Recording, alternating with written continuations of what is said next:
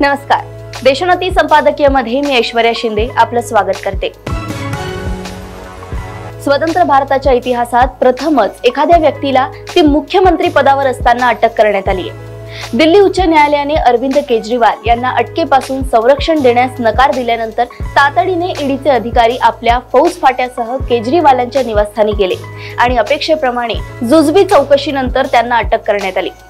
केजरीवाल यांच्यावर राज्य सरकारच्या मद्य धोरणात सहेतुक बदल करण्याचा आणि त्या माध्यमातून निवडणुकीसाठी पैसा उभा करण्याचा आरोप आहे। ईडीच्या मते केजरीवाल यांनी मद्य धोरणात बदल करून जवळपास 45 कोटी रुपये उभे केले। अर्थातच ते लाचेच्या माध्यमातून उभे केले आणि त्या पैशाचा उपयोग गोवा विधानसभा निवडणुकीसाठी करण्यात आला। या संदर्भात याआधी अनेकदा ईडीने केजरीवालांना समन्स बजावले होते, परंतु प्रत्येक वेळी केजरीवालांनी ते समन्स धुडकावून लावले।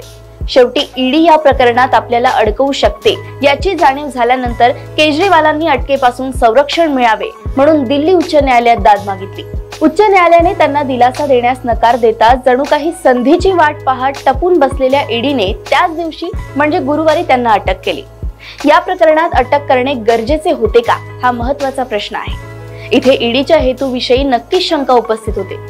याआधी अनेकदा ईडीने केजरीवालांना समन्स बजावले होते, परंतु चौकशीसाठी उपस्थित झाल्यावर आपल्याला अटक करण्यात येईल याची खात्री असल्यानेच केजरीवालांनी ईडी समोर जाण्याचे टाळले। शेवटी त्यांची भीती खरी ठरली। हे प्रकरण एखाद्या मुख्यमंत्र्याला अटक करणे इतके गंभीर नक्कीच नाही। अटक न करताही स्वतंत्रपणे या प्रकरणाचा तपास केला जाऊ शकत होता। अटक करून शेवटी काय साध्य होणार होते? आज ईडीकडे जी माहिती आहे त्यापेक्षा अधिक माहिती केजरीवालांकडून मिळण्याची शक्यता नाही, परंतु तरीही अटकेचा घाट घातला गेला। यामागे निव्वळ राजकारण असल्याचे स्पष्ट दिसतंय। केजरीवालांना अटक करून शक्य झाल्यास निवडणूक संपत नाही तोपर्यंत आतमध्येच ठेवण्याची योजना असू शकते। आम आदमी पक्षाकडे केजरीवालांसारखा दुसरा प्रभावी नेता आणि वक्ता नाही, त्यामुळे केजरीवाल आत राहिले तर या पक्षाच्या निवडणूक मोहिमेला धक्का लागू शकतो। त्याचा फायदा भाजपला होण्याची शक्यता आहे, परंतु केवळ एवढ्याच कारणासाठी केजरीवालांना अटक करण्यात आलेली नसावी। त्यांच्या अटकेच्या माध्यमातून केंद्र सरकार सध्या विरोधात असलेल्या अनेक प्रभावी नेत्यांना इशारा देऊ पाहत आहे। भाजप किंवा मोदी सरकारला विरोध करायचा असेल तर त्याची किंमत मोजण्यास तयार राहा हाच तो संदेश आहे। केंद्रात सत्तेत असलेल्या भाजपच्या हाती सगळ्या यंत्रणा आहे आणि या सगळ्याच यंत्रणा सरकारच्या तालावर नसतात हे एव्हाना स्पष्ट झाले आहे। या यंत्रणांच्या माध्यमातून राजकीय नेत्यांमध्ये दहशत निर्माण करण्याचा भाजपचा प्रयत्न दिसतोय। अलीकडील काळात आणि आधी देखील भाजपमध्ये दाखल झालेल्या नेत्यांच्या नावाकडे नजर टाकली तर त्यापैकी बहुतेक नेत्यांच्या मागे कोणत्या तरी प्रकरणाचे शुल्क काष्ठ लागलेले होते आणि त्या प्रकरणांचा वापर करून मोदी सरकार आपल्याला त्रास देऊ शकते, आपले सार्वजनिक जीवन संपवू शकते ही धास्ती त्या नेत्यांना होती।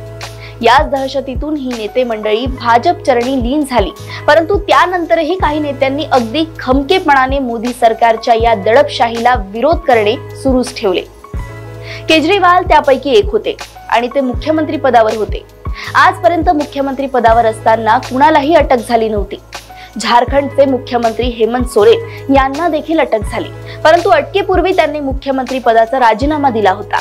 हे हेमंत सोरेन अजूनही आतच आहे आणि त्यांच्यावर जे काही बेतले ते पाहून त्यांच्या पक्षाने अनेक नेते आता गुमानपणे भाजपमध्ये दाखल होत आहेत। तुम्ही एक तर आमची चाकरी स्वीकारा, अन्यथा तुरुंगात जायची तयारी ठेवा अशा प्रकारचा दहशतवाद मोदी सरकार निर्माण करू पाहतोय।